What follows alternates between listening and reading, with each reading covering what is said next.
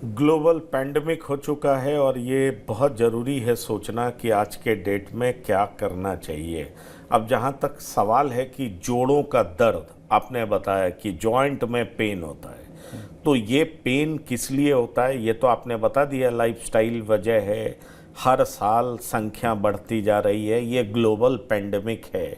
लेकिन मैं अगर आपसे ये पूछूं कि कारण भी आपने बता दिया कि वो भी कारण है, तो क्या ये सफिशिएंट है कि अगर हम जंक फूड नहीं खाएं, थोड़ा अपना फिजिकल एक्टिविटीज़ बढ़ा दें तो हमें जोड़ों में दर्द नहीं होगा, अर्थराइटिस के चांस बहुत कम हो जाएंगे, ओस्टियो अर्थराइटिस जिसको आप कहते हैं? देखिए, आर्थराइटिस एक्चुअली दो प्रकार के होती है।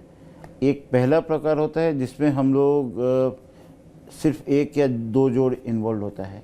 बट अगर सिमेट्रिकल सारे जोड़ में दर्द हो, खास करके small joints of the hand में या फिर कमर में या फिर कोई भी जोड़ और एबनॉर्मल एज यानी यंग एज में, तो मेरा ये मैसेज रहेगा कि हमें अवश्य डॉक्टर, ऑर्थोपेडिक सर्जन से सलाह लेनी चाहिए, क्योंकि यह एक प्रकार का गठिया भी हो सकता है और गठिया अपने आप में मोर देन 50 प्रकार के होते हैं।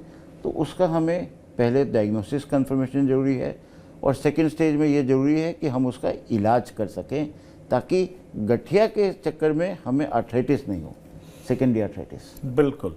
तो मैं आपसे ये भी पूछना चाहूँगा कि क्या सभी पेशेंट्स को रोबोटिक नी रिप्लेसमेंट ऑप्ट करना चाहिए?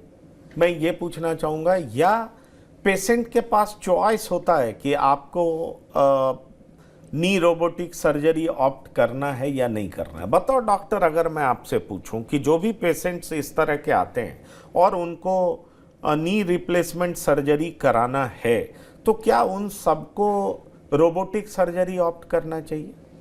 देखिए, सबसे पहले एक आउट ऑफ द वे में बोलना चाहूँगा कि हम लोग ने पढ़ाई किया है सर्जरी के लिए, बट हम लोग एज ए डॉक्टर नहीं चाहते हैं कि हम पेशेंट को ऑपरेट करें। तो पहला हमारा सजेशन होता है, पेशेंट को एजुकेट करते हैं कि किस किस तरीक़ों से जोड़ को बचाया जा सकता है। फिर हम लोग आज की दशक में, आज के दिन में हम लोग ऑर्थोबायोलॉजिक्स यानी रीजेनरेटिव मेडिसिन, जो कि एक बून है, उस पर भी फोकस कर रहे हैं। तो रीजेनरेटिव मेडिसिन में हम लोग पेशेंट का ही खून निकाल कर उसके प्लेटलेट और प्लाज्मा को अलग करके घुटना या जोड़ में देते हैं और जोड़ को बचाने की कोशिश करते हैं। और लास्ट इसके ऊपर हम लोग स्टेम सेल्स थेरेपीज भी देते हैं, जो कि पॉपुलर हो गया है।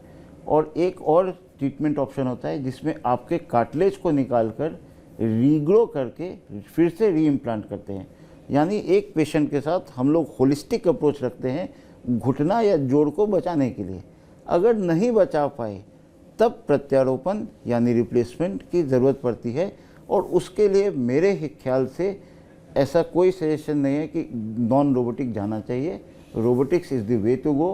पूरे विश्व भर में सारे हॉस्पिटल्स, बड़े बड़े अस्पतालों में रोबोटिक्स ही सारे ऑपरेशंस होते हैं, and that is the way to go for better outcome. तो ये आपने बिल्कुल ठीक कहा कि अगर सर्जरी की ज़रूरत है, जो कि आप तमाम तरीक़ों से देख लेते हैं कि सर्जरी की ज़रूरत है या नहीं है, लास्ट रिसॉर्ट सर्जरी है। अगर सर्जरी की ज़रूरत है तब आप सजेस्ट करते हैं कि निश्चित तौर पर रोबोटिक सर्जरी में पेशेंट को जाना चाहिए, क्योंकि ये एक्यूरेसी के साथ होगा, ये प्रिसीजन के साथ होगा।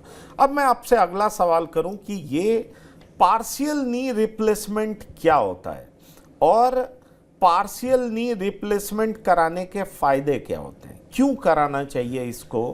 क्योंकि अगर आपसे हम ये कहें, अक्सर हमने सुना है कि पार्शियल नी रिप्लेसमेंट कराया है, और ये किस तरह के पेशेंट्स होते हैं जिनको पार्शियल नी रिप्लेसमेंट की ज़रूरत पड़ती है? देखिए, एक बात समझना होता है, कोई भी पेशेंट के साथ हम लोग होलिस्टिक अप्रोच रखते हैं और घुटना को या कोई भी जॉइंट को कम से कम छेड़ने की कोशिश करते हैं। पार्शियल नी रिप्लेसमेंट पे घुटने का जो सतह खराब हो जाता, सिर्फ उसी की बदली की जाती है।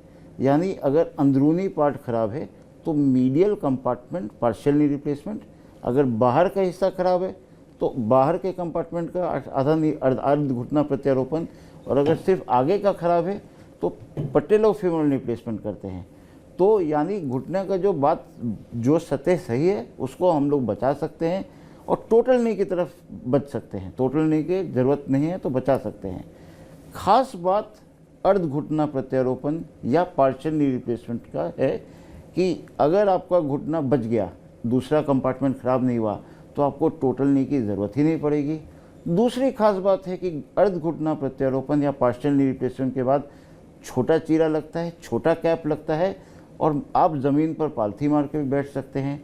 और भगवान ना करे अगर रिवीजन की ज़रूरत पड़े आगे चल के, तो उसके बाद हम लोग टोटल नी रिप्लेसमेंट आराम से कर सकते हैं।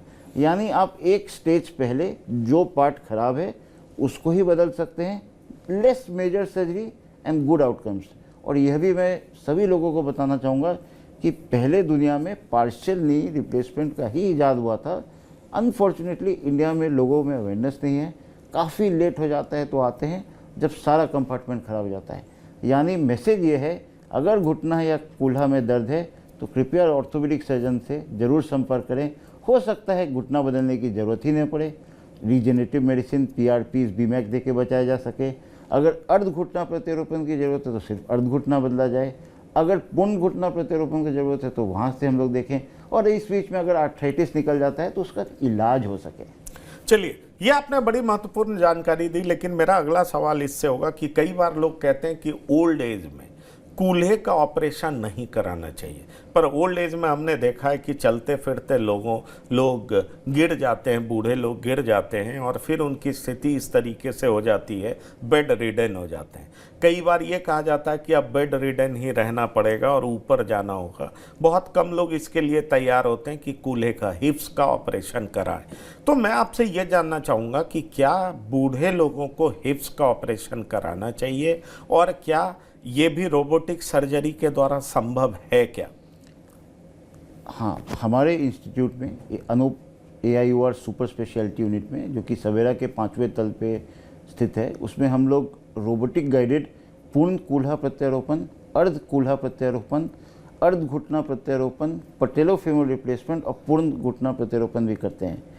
कहने का मतलब है कि अगर हिप की सर्जरी की ज़रूरत है तो उसे करा लेना चाहिए। किसी भी आयु में अगर कूल्हा टूट जाता है तो चलना असमर्थ हो जाता है, तो फिर हम लोग बेड रिडन हो जाते हैं और फिर अल्टीमेटली पेशेंट्स हम लूज़ कर जाते हैं। तो कूल्हा प्रत्यारोपण या फिक्सेशन एक ज़रूरी बने तो करा लेना चाहिए।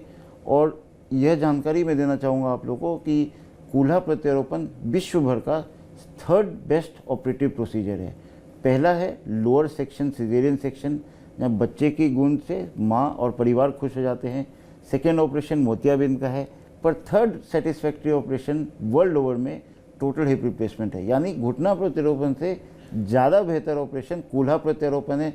और हमारे यहाँ पर मात्र 4 घंटे में पेशेंट को हम लोग बेड से वॉकर पे खड़ा कर देते हैं।